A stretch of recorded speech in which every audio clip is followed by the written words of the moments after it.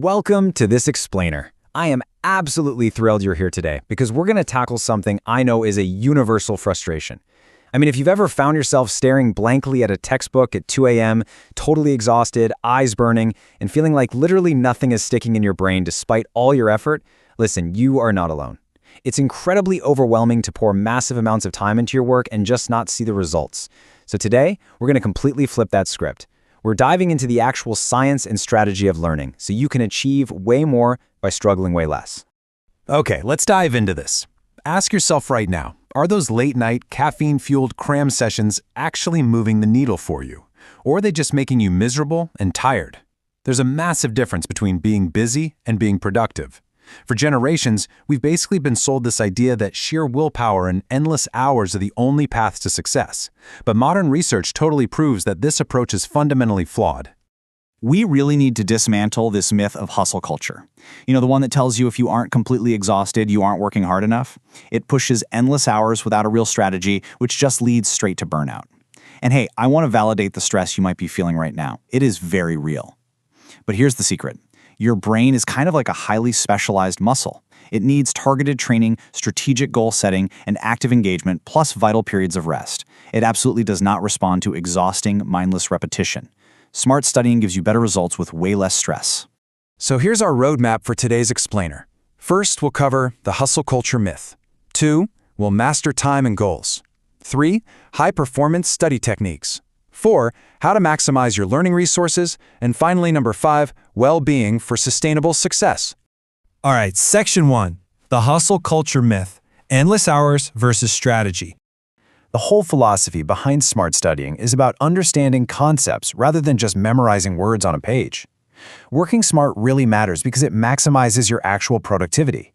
It shifts your focus toward active learning and incredibly efficient use of your resources. When you prioritize tasks properly, you actually reduce your effort and your stress at the exact same time.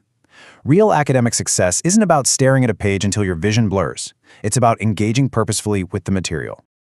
Moving right along to section 2, master time and goals. Let's look at SMART goals and planning. This all starts with the SMART goal framework. Setting goals is absolutely crucial because it gives you direction, boosts your motivation, and provides a real sense of purpose. But a goal only works if it's actually well-defined. It needs to be specific, like exactly what are you trying to accomplish? It must be measurable so you can track your progress, achievable, meaning it makes sense for your current skill level, relevant to your broader academic goals, and finally, time-bound, giving yourself a clear deadline. Using these 5 criteria transforms vague intentions into concrete action. So, once you have your goals set, how do you execute them without losing focus? Well, the magic number is 25, specifically 25 minutes. This is the Pomodoro technique. You dedicate just 25 minutes of highly focused, uninterrupted work, followed immediately by a quick 5-minute break. This rhythm is basically magic for your brain. It completely prevents cognitive fatigue and keeps your mental energy running at an optimal level all day. I mean, anyone can focus completely for just 25 minutes, right? And this brilliantly illustrates how to figure out what to tackle during those 25-minute sprints. Enter the Eisenhower Matrix. This is a phenomenal tool that categorizes your tasks into 4 quadrants based on urgency and importance. If it's urgent and important, you do it first. Important but not urgent, schedule it for later. Urgent but not important, delegate it if you can. And if it's neither, just delete it entirely. Combining this matrix with your time blocks means you're always doing the right things at exactly the right time. All right, section 3, high-performance study techniques. Let's get into the best techniques for retention. First up is active recall. If your brain is a muscle, active recall is the ultimate heavy lifting workout. This means retrieving information strictly from your own memory without looking at your notes or the textbook. When you use flashcards or test yourself, you are forcing your brain to work hard to find the answer.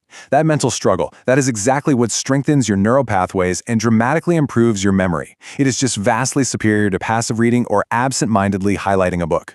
Now, what's really interesting about this curve is seeing how human memory naturally degrades. Research shows that without review, we can forget up to 50% of new information in a single hour and a staggering 70% within 24 hours. If you learn something on day one and never look at it again, your retention just plummets. But look at what happens when you introduce spaced repetition. You get those huge upward spikes in retention. By reviewing material at increasing intervals, like day 1, then day 3, then day 7, you literally interrupt the forgetting process. You're exploiting a psychological principle that proves reviewing information right before you're about to forget it is the most powerful way to lock it into long-term memory. Our next high-performance technique is the Feynman technique. I want you to imagine trying to explain something really complex, like quantum physics, to an 8-year-old child. You'd have to strip away all the jargon and use the most basic terms possible, right? Well, as you try to tell that story, you're inevitably going to stumble. You'll find a gap where you can't quite explain it simply. And that gap is exactly what you need to study. So you go back to your source material, fill in the blank, and boom, you get that massive aha moment. It's the best way to ensure incredibly deep understanding. Section 4. Maximize your learning resources.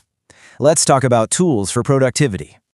Modern students have an absolutely unprecedented arsenal of tools right at their fingertips. You have immense external support systems designed specifically to boost your productivity. We're talking everything from traditional resources like library access and professor's office hours to harnessing the incredible power of global online courses and digital management tools. Let's just quickly run through this toolkit. Never underestimate the value of office hours to clear up confusion directly with experts. Digitally speaking, note-taking apps like Evernote or OneNote are amazing for pristine organization. For tracking progress, try Trello or Asana. Oh, and here's a massive pro tip. Try combining a distraction blocker like Freedom or Cold Turkey with a platform like Khan Academy or Coursera. Doing this isolates your attention completely, creating a highly focused, high-yield study environment where deep work really thrives. And finally, Section 5, Well-being for Sustainable Success. Let's look at rest and recovery. I really want to remind you of something important here, and I say this with total empathy for the pressure you're under. Mindfulness, exercise, and basic self-care are absolutely not distractions from your studying. They are the exact fuel you need to achieve a healthy balance and better grades. Prioritizing activities you actually enjoy keeps you grounded. Incorporating stress management, like a quick meditation to regain focus, or physical activity to boost your mood, physically prepares your body and mind to handle academic rigor without completely breaking down. So the crucial point is this: sleep hygiene is not optional. Seriously, when you pull an all-nighter, you are actively destroying your brain's ability to lock in the information you just spent hours agonizing over. Sleep is when memory consolidation actually happens. Establishing a consistent sleep schedule is a fundamental study strategy. If you don't sleep, you simply don't retain the information. It really is that simple. I want to leave you with this provocative thought as we wrap up this explainer. If you were to implement just one or two of these techniques today, say you start using the Pomodoro technique or try out active recall, and you literally cut your study time in half while actually getting better grades, what would you do with all that extra time? By adopting smart habits and prioritizing your well-being, you can achieve amazing academic success sustainably. Thank you so much for joining me today. Take your time back, and I challenge you to start studying smarter starting right now.